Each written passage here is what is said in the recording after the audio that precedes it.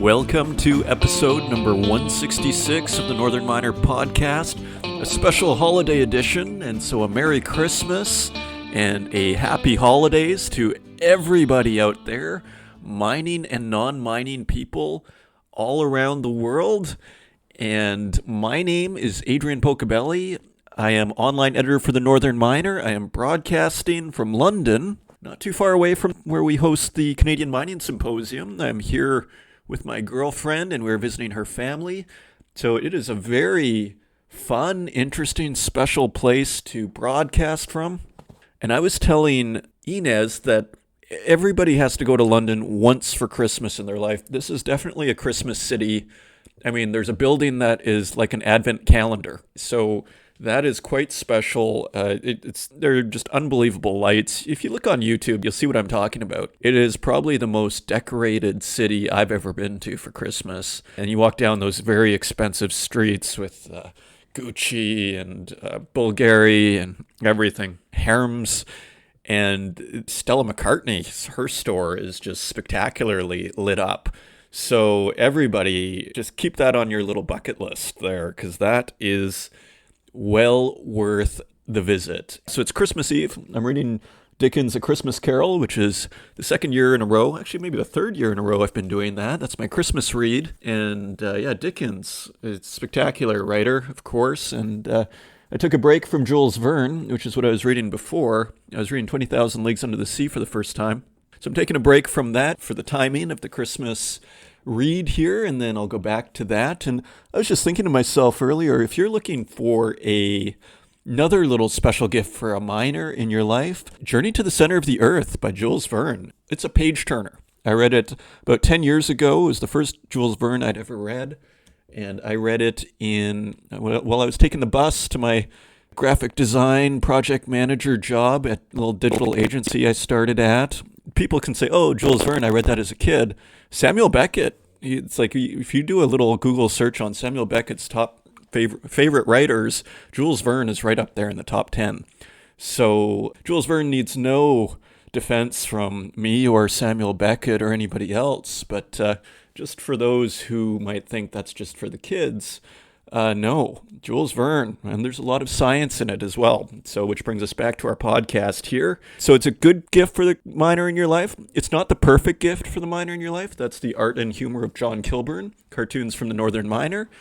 But it's cute. If you are looking for a last minute gift, if you're listening to this today, as we release it on Christmas Eve, or even Christmas morning if you're searching for a gift, I've been there, you may want to consider a digital subscription or even a newspaper subscription to the Northern Miner. Simply go to the top of northernminer.com on the desktop, and you'll see a subscribe button on the top left, right by About and Advertise. Just click on that, and you can get a quick little subscription, and you can wrap that up, put it in a card, and say, hey, I got you a really special gift. I got you a Northern Miner subscription. And so that is also possible. And so, as I was saying, here we start a new year, the Canadian Mining Symposium. Usually we have that in May. I think we've done it in April before too, but last year was in May. And we also have PDAC coming up. That's on March 1st. So it's a little bit earlier this year. It's always that first weekend in March. And we also have the Mining Hall of Fame dinner, which is just around the corner. And that's on January 9th. We're going to have the Diamonds in Canada Symposium. And that's usually in late June.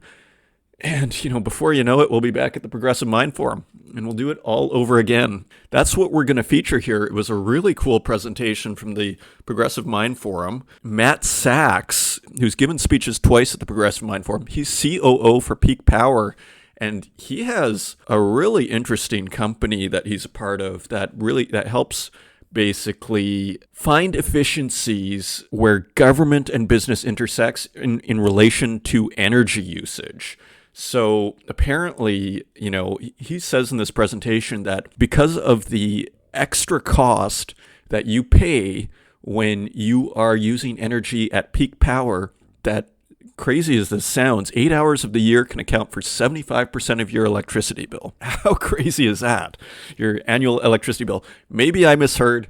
Take a listen for yourself and you tell me. Feel free to email us at the Northern Miner. You know what? That reminds me, I'm also going to set up a podcast email account. So listen for that in the next 2 or 3 episodes. We're going to put a little podcast email so you guys can reach out, send us little emails and messages. And I thought that would be a nice little section of the podcast that we're always looking on ways to improve here. So if you'd like to find us online, you can find us at northernminer.com. You can find us on Twitter at Northern Miner. You can find us on Instagram, which just keeps growing. I'm really happy with the growth there. I don't know if it's because of this podcast or what. That's at the Northern Miner.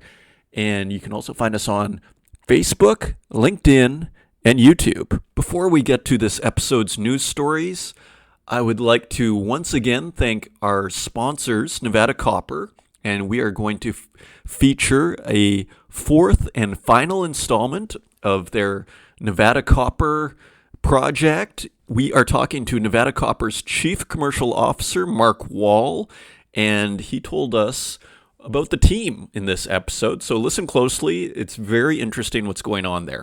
Joining us again for the final installment is Mark Wall, Chief Commercial Officer for Nevada Copper.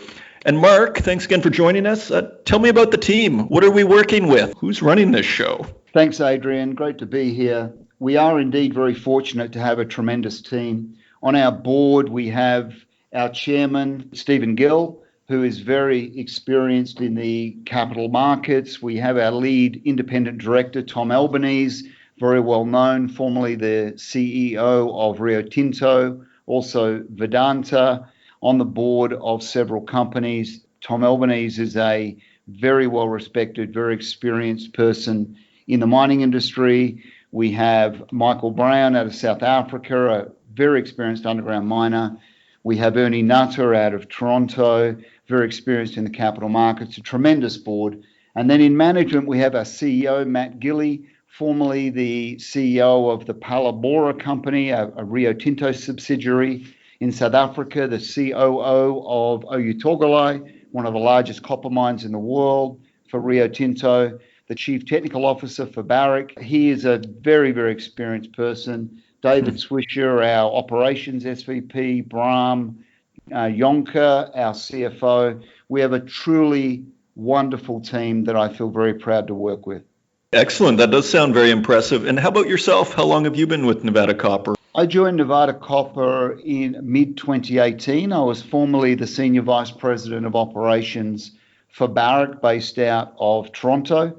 And I've got a lot of experience in the gold industry, and I feel very fortunate that Matt Gilly and the board asked me to come down and join Nevada Copper. Okay, excellent. Thank you so much, Mark Wall.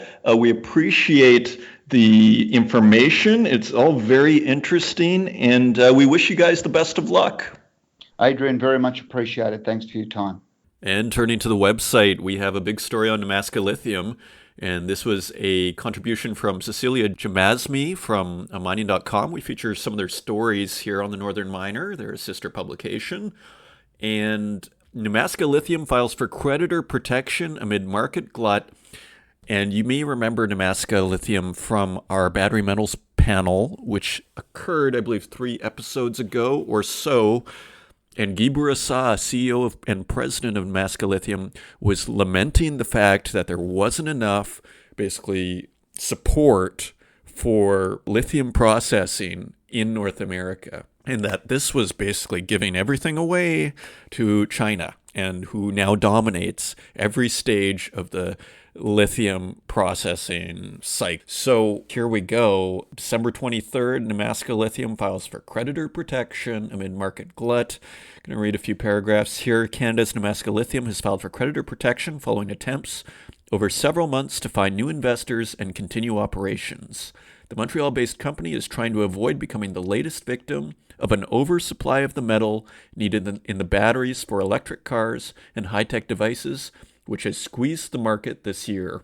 Nemaska said it had received approval from its board of directors to apply to the Superior Court of Quebec for creditor protection under the company's Creditors Arrangement Act. The company anticipates conducting a review of its operations and seeking court approval for a formal investor solicitation process. Through the process, Nemaska aims to source additional financing sell assets, enter a joint venture, or a combination thereof. They have been in talks with mine financier, the Pallinghurst Group, to secure a potential $600 million equity investment, but has yet to announce a deal. You really see here the difficulties. Like, you put it this way, if Nemaska Lithium was in China, I don't think the government would think twice about going, well, of course we're going to support this because we want to dominate this industry. And here in North America, in the Western countries, we just sort of have this straight up, laissez-faire capitalism. And so let's see what happens. Like, I mean, this is an interesting test case. Let's follow Nemaska Lithium and let's just see. I mean, there's a lot of people have a lot of theories on economics and politics and all these things. Let's just look at the data. Let's just see what happens here. And let's follow this story. I'm going to continue on here. Nemaska Lithium shares, which have been suspended from trading, have dropped steadily since the company announced plans in November to place its Whabouchi project in Quebec on care and maintenance. In October, the company bumped up its estimate for the total investment needed for the project from $1.1 billion to $1.5 billion. These are pretty big numbers.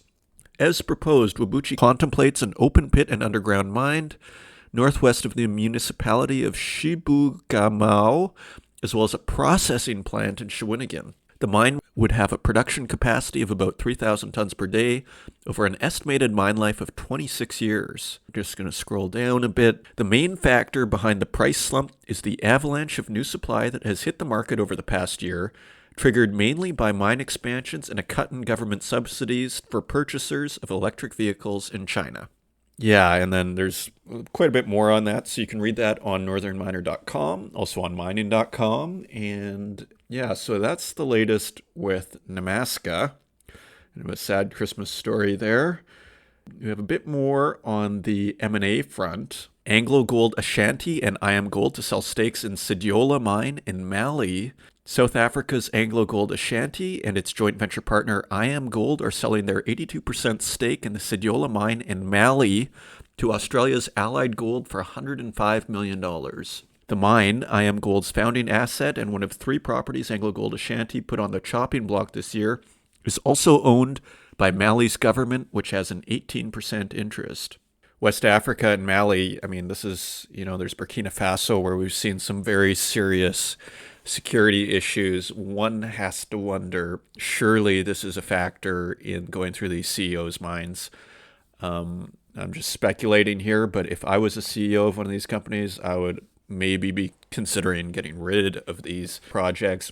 I mean, when security goes down, it doesn't matter. You can have the greatest project in the world, but if you don't have security, it's worth nothing. Especially when some of these organizations are even looking for these mines and trying to, that's kind of a newer thing. We see it in Mexico. And we see it here in West Africa that they are actively targeting some of these mines. So it's possible that these companies are simply saying, let's not wait for something bad to happen. Let's get rid of it now. Let's see what Kelvin Tushnisky, Anglo Gold Ashanti's CEO, says. Quote, "This transaction is in line with our disciplined capital allocation strategy as we move to streamline our portfolio and intensify our focus on assets that have potential to build critical mass in the long term." And there's some explanation here. Dushnisky, who took the helm in September 2018 after serving as president and executive director at Barrick Gold, wants to streamline the company's assets. As part of the plan, he is also trying to sell Cerro Vanguardia in Argentina and the Mponeng mine in South Africa. It's been a very intense year of M&A in the gold sector, and it simply continues. And we also have an outlook on our website from George Salamis, and you may remember him. He's on TNM Leaders and his Integra Resources. We have stories every so often with Integra Resources. So George Salamis is a familiar name on the website, and he has contributed a commentary outlook on 2020, and he thinks that 2020 will be good for junior miners. And I'm just going to read a little bit of this. 2020 will mark the resurgence of the junior miner. Well, these poor junior miners. I mean, I've been working in this as an online editor here since 2012. And it's actually been tough the last, 7 years? The last 6 years have been pretty difficult for these guys. So Yeah, relief is always right around the corner. Hey, maybe George Salamis is right. Let's continue. We're starting to see some money invested in producers. Producers are feeling better about their own balance sheets, valuations, and multiples. And when you feel better, you start to buy. What are they buying? Advanced staged exploration assets and single asset companies in tier 1 jurisdictions with producing mines. But there are only a few of them to buy.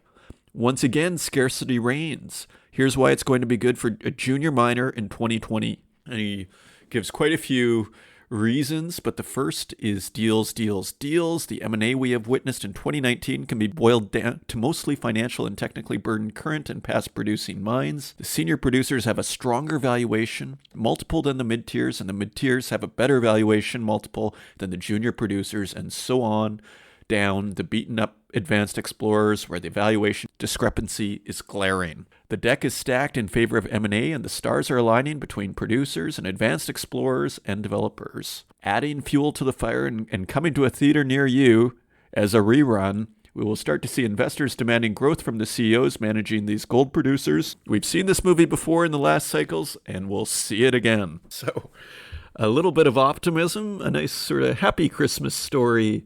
End of year Christmas story from George Salamis of Integra Resources. Read his full story and outlook on northernminer.com. And also, we have a story from Klondike Gold, who's looking for the source of the gold rush, the Klondike Gold Rush. Yeah, it's pretty interesting. I guess my sort of simple view is they haven't looked for this yet, so I guess not. And so let's just read a little bit. This is by Ron Wartell. And this is a contribution to the Northern Miner. A few stories in mining history rival the lore of the Klondike Gold Rush. Photographs of hordes of fortune seekers climbing the Chilkoot Pass in the late 1890s are some of the most iconic in mining history. Some grand fortunes were made, and many lives were lost. But more than 120 years after thousands of prospectors rushed into the wilderness to make their fortunes, no significant bedrock source for the gold was ever found in the camp. And curiously, no one seemed to be looking for it. In the decades since those wild years, the area's placer mines have yielded as many as 20 million ounces. 4 years ago, mining financier Frank Justra hired geologist Peter Talman as president of Klondike Gold to hunt for the mother lode. Quote, when we arrived back in 2015, we found a camp with little to no basic geological surveys, mapping, or data. Save for a regional geophysical survey done in 1987, and the last good fieldwork was done in the 1960s, says Peter Talman in an interview. And he continues, so we had to start with the basis that the source of the Klondike Gold is a grassroots exploration play. Klondike Gold believes the source exists. The exploration company now controls a land package of over 600 square kilometers, covering most of the Klondike gold fields, starting just 20 kilometers to the southeast of the fabled Dawson City. Klondike Gold started with the premise that the geology is right for a bedrock gold source in the camp. The Klondike is located within the Tintina Gold Belt. The area holds significant gold deposits such as Donlin, 45 million ounces, owned by a joint venture between Barrick Gold and Nova Gold. Northern Star Resources Pogo property, which is 7.6 million ounces, and Newmont Gold Corp's Coffee, which is 4.1 million ounces. Pretty big deposits. Continuing on, there's a bit of technical stuff here. And here we go. I'm just going to give you a little bit of a primer. From this work, the company narrowed the hunt to the southeast of the junction point of the Bonanza and El Dorado Placer Creeks at the ghost town of Grand Forks. I love those ghost towns. They're just full of, their story and lore and legend is written all over those empty buildings. And continuing, over the last 4 years, the company has completed trenches, channel sampling, and over 33,500 meters of diamond drilling. And the company's best hit in 2015 was in drill hole EC 1510 at Gay Gulch among the El Dorado Fault, which intersected 2 meters, grading 75.6 grams gold per ton, starting from 24 meters downhole, and included a 0.40 meter intercept of 420 grams gold. So that's quite the little intercept there of 40 centimeters of 420 grams gold. That's a really interesting, again, sort of where history meets, gold investing and gold mining. And yeah, that's one of the great things about The mining industry, as I've said before, it's got a nice lore, a nice legend, a nice romance to it, and I think you sort of see it a little bit in this story. And they have named themselves Klondike Gold after the whole Klondike Gold Rush. So that is also on the northernminer.com. And finally, back to our diamond theme. Remember diamond sales? One of my favorite topics. Okay, so Lucara Diamond sales beat expectations. Lucara Diamond is the latest miner to inject some optimism into a depressed market that was hit this year by an unforeseen oversupply. I don't know how unforeseen that is, but it depends who you ask, I guess. I remember at PDAC people talking about diamonds, and there was definitely a sense that this lab-made stuff was going to cause problems. But anyways, let's continue here. By an unforeseen oversupply and increasing demand for lab-made gems by announcing better than expected sales in December. So it's been a tough year, but sounds like December's been good. The Vancouver-based company, which operates the prolific Karowe mine in Botswana, fetched $52.9 million in the final tender held last week. The figure represents an average price of $548 per carat, about 40% higher than the company's average price achieved in the previous quarter.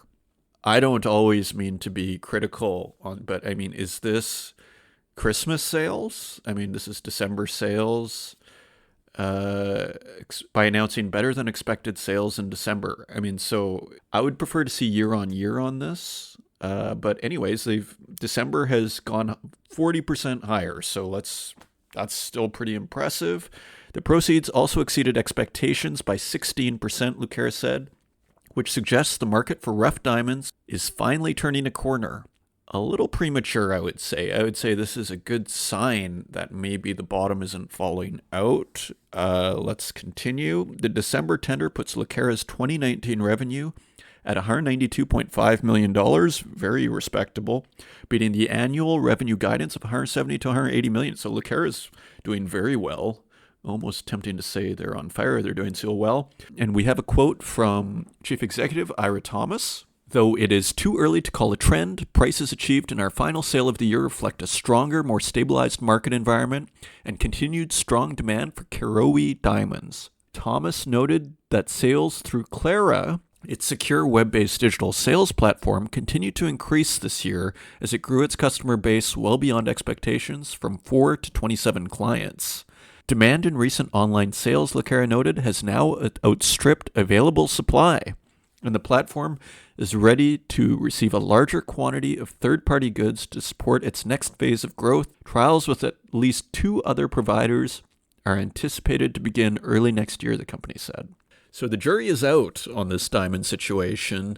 Some positive news from Lucara. To me, it's a wait and see. Let's see if this continues. Is this a blip? Is this Christmas sales? What is this?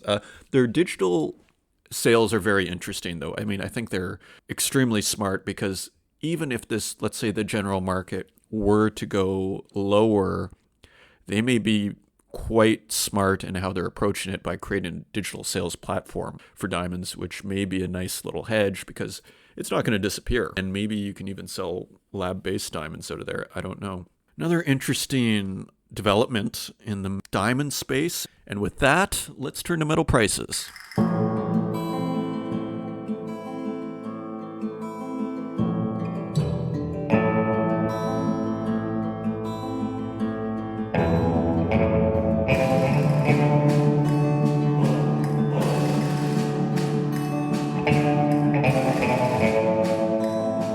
And turning to metal prices, we'd like to thank our friends at infomine.com once again for providing us with this data. And if you ever want to find it on your own, simply put in Infomine and metal prices, and you'll see the page that I am looking at. And on Christmas Eve 2019, December 24th, gold is at $1,491.56. That is about $13 higher than last week. Still below the psychologically significant $1,500 level. Silver is at $17.60, which is about 53 cents higher than last week's quote. Platinum is $8 higher at $939.26. And palladium is at $1,881.40. That's $110 lower than last week. So It is cooling off after its rocket launch last week. I mean, it's been rocket launching for 2-3 months, more, almost 6 months here. And so it has taken a little bit of a breather. And remember Jeffrey Christian, he sees palladium between 1800 and 1900, and right now it's 1881. So right now he's doing pretty good. So let's see where it goes. And on December 20th, we have copper at $2.79 a pound. The same as last week. Aluminum is at 80 cents, which is the same as last week. And lead is at 87 cents, which is a penny lower than last week. And nickel is at $6.45 per pound, which is 3 cents higher. Tin is at $7.83 per pound, which is 3 cents higher. Cobalt is at $14.74 per pound, which is 90 cents lower than last week. And zinc is at $1.06, which is 3 cents higher. And those are your metal prices. And coming up, we have Peak Power COO Matt Sachs and his presentation at the 2019 Progressive Mine Forum in Toronto. And again, a very interesting discussion, basically saying how advanced software is the key to getting value from advanced battery systems, and showing how the energy grid can be a two-way street. It's not just the traditional consumer and utilities one-way direction, that in fact in the future you could even get power at peak usage when energy is being used at peak usage in cities, that even batteries from electric vehicles could contribute back to the grid. So impressive, futuristic stuff, but very realistic at the same time. And so here is Matt Sachs at the Progressive Mine Forum in Toronto.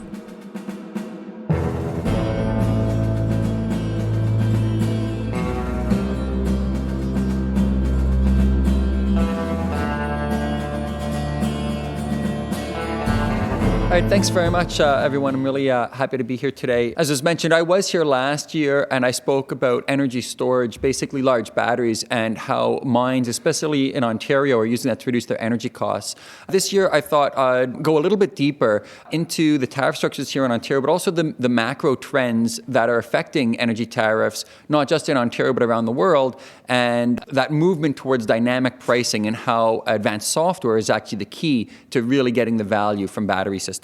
So first, a little bit about Peak Power. We are primarily a software company, though we do develop sites with our installing large battery systems. We really see ourselves sitting at the intersection of the grid edge and electricity markets. So just to kind of define that, the grid edge to us refers to where people interact with energy, where people use energy. So our buildings, batteries, obviously, solar power, and electric vehicles, wherever we're using energy. And of course, the electricity markets, I'm referring not to the regular rates that we as residential homeowners pay, but the wholesale rates for electricity that are subject to real-time price spikes. So with our software, we're able to forecast spikes in electricity prices, and we use that information to more efficiently operate, could be a fleet of electric vehicles or buildings or batteries in what's known as a virtual power plant. So basically, we use our software to efficiently operate distributed energy resources. And that has implications for the mining industry. I start pretty much all my presentations, if you saw me last year, with this slide to kind of ground the conversation, set the context of understanding the problem. Every piece of grid infrastructure is sized for moments of peak demand plus 15%. So that's the hottest days of the summer when everyone is using energy, plus 15% to make sure that they have reliable power. That's wonderful, but it's very expensive. And the analogy would be, imagine if every highway was designed for Thanksgiving rush hour traffic, but left empty most of the time. Grid equipment has an asset utilization rate of about 20%. So again, as miners, imagine if you paid millions of dollars for equipment that you only used a couple of weeks of the year. That's the issue that's facing the energy industry. So of course, our bills are designed to understand this and kind of deal with this issue somewhat. This is a Class A bill. Any of your Ontario mines would be Class A customers. You have a component based off of your kilowatt hours, that's how much you consume, but two components based off of your kilowatts, that's your instantaneous draw, your peak instantaneous draw. Your demand charges are based off of your 15-minute monthly peaks, and your global adjustment charges, which I'll go into more detail, are based off of 5 hours of the year when all of Ontario is at its most constrained. So the amazing thing about this is 8 hours of the year can represent over 75% of your electricity bill. So again, for in the mining industry, we're talking about millions of dollars being based off of just a handful of hours of the year. So the value proposition is tremendous to be able to forecast those hours, adjust your behavior, and take advantage of the savings. So now I'm going to go a little bit deeper, and I'll move fairly quickly, but talking about what is the global adjustment, tariff structures in Ontario, and how they're actually changing over time. So the global adjustment has been around for quite a few years. It is basically a bucket of costs that are paid by all consumers. But the way that consumers in Ontario pay these costs depends on what class you fall in, and there's 3 classes. Residential and Class B pay off of their consumption, kilowatt hours. We're not going to talk about them. Class A consumers, which are the large energy users like mines, pay based off of these 5 hours of the year that I talked about in the last slide. So how do you become a Class A customer? Well, you have to use a lot of energy. It used to be that if you used over 5 megawatts, you were considered a Class A. Then the Liberal government over time lowered the threshold, so now commercial buildings can also participate. But basically, it's any large energy user can participate in the program. This is some screenshots of our software. On the right, that's all of Ontario's energy use, and our software predicting the peak moment on one of the peak days of the year. And on the left, this is an example of us discharging a battery. So during that key moment, we send the signal to the battery to send electricity to the building. In this case, it was a commercial building. That reduces their electricity load. The utility thinks they're using less energy, but really they're using the same amount of energy. Just a portion is coming from the grid, a portion is coming from the battery, and their bills are lower. It's actually a very effective program, and on average, Ontario is able to lower the peak amount. Again, think of the highways. They're able to take cars off the road. They're able to lower the peak amount by about 1.4 gigawatts because of the ICI program. It's a tremendous amount, so it is a successful program. However, the program has problems. And after roughly 11 to 15 years, I'm not sure exactly, of expanding the program, under Liberal rule, the Conservatives have come to power and decided to take a fresh look at it. So they're stakeholdering potential changes to the program. And in many ways, they're right that the program has flaws. It's not a perfect program, and it does need to be changed somewhat. So first off, there's a disconnect in the program. It was designed primarily as an industrial incentive. It's even in the name. The ICI program is the Industrial Conservation Initiative. It actually is a way to kind of subsidized industry without falling afoul of World Trade Organization rules. So it was designed for that, but it also benefits the grid.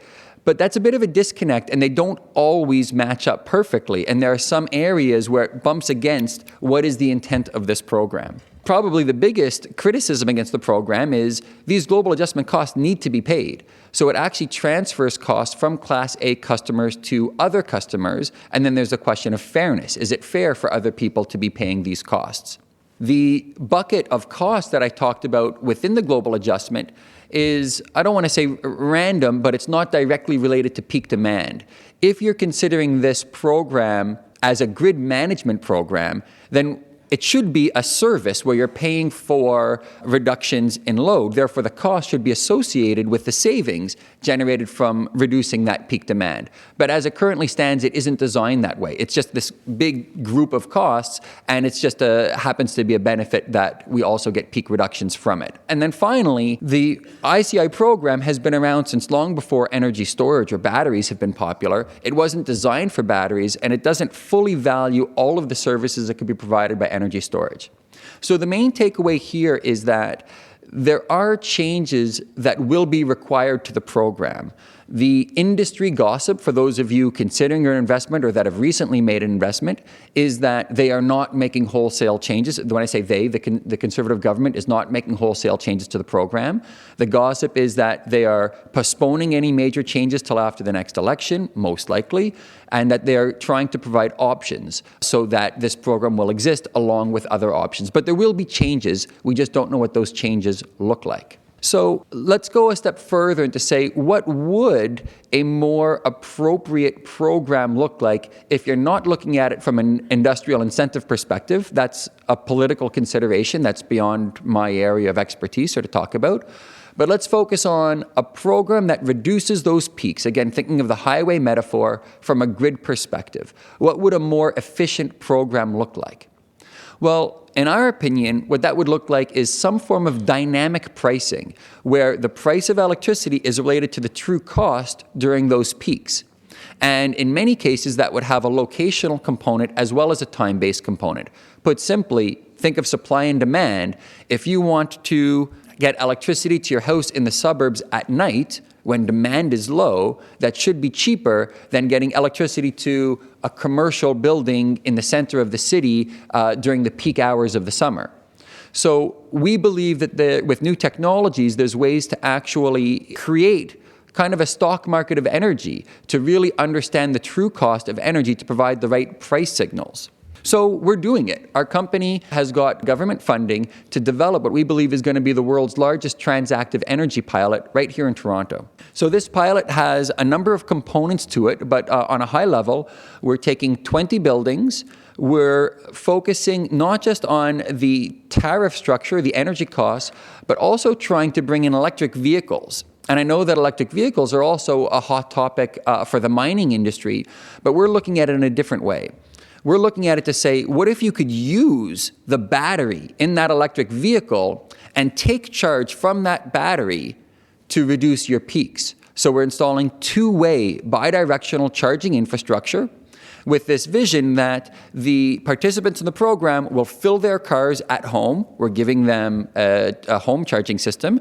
They're going to drive to the city, and then during those peak moments, we're going to use their battery and pay them for that energy to reduce the peaks during those key moments. So we're installing all of this infrastructure, and we're deploying software that's going to forecast peak events, send the right market signals, those price signals, and optimize the operation of DERs to track all transactions. While this program is focused on an urban setting with commercial buildings and EVs, the concepts are applicable across the province and would be easily transferable to industrial settings as well. As you can imagine, in part due to the kind of scale and ambition of the project, we've attracted a lot of high-level partners.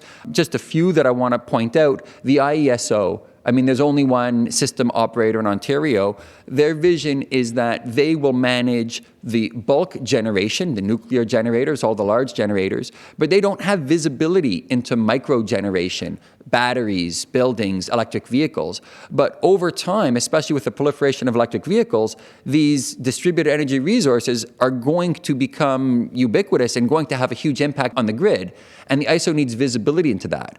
So on top of providing the right price signals, we also provide visibility and control elements to the utilities and the system operators. So this is the last slide just to kind of show what that might look like. Like any market, there's a sell side, a buy side, and a platform to manage it. Typically, when you think of energy and utilities, you think of this one-way flow where utilities sell energy to consumers. Well, we're flipping that on the head. We're selling energy services to utilities. Again, go back to the highway metaphor. We're taking cars off the road when congestion occurs. It's quite simple if you think of it from that perspective. So on the sell side, we've got EVs, we've got buildings, or we could easily have industrial participants. On the buy side, we've got the IESO, we've got the local utilities, Hydro One, the system operators that have different energy demands at different times. And the exchange is a platform that basically does this real-time price discovery of what the value of those services are. Okay? So the reason I'm going into all this detail, again, I want to always keep it applicable to your industry and what you're doing. I know that many mines are taking advantage of the ICI program. Most simply, many mines are shutting down on the hottest days of the year. If it goes over 32 degrees, they just shut down with the thought that they're perhaps going to hit these peaks. Maybe they pay for a service that gives them some kind of forecast of when these peaks might occur. Other mines have invested in infrastructure, in batteries, in some cases very large and expensive batteries to take advantage of the program. Part of my messaging here is to understand the difference between the service and the value and the existing tariff and the program. The tariff, the ICI program, is going to change over the course of the next 10 years. There are certain fundamental aspects of the program that it will not be here for the life of that battery if you're buying a battery with a 10, 15-year life. Understand that, but don't be scared of it, because the value of the services are very real. So as you make these investment decisions or choose companies to partner with, just keep that long-term view that the value that's being quoted for global adjustment abatement is not the true value of the services provided and is not going to be the true value of the course of the 10 years. So by no means am I trying to dissuade you from energy storage. The message here is that this is a new technology that actually has a lot of services and value that it provides to the grid, but do it with your eyes open of what you're getting into over the next 10 to 15 year period, which is the life of those batteries. Thank you very much.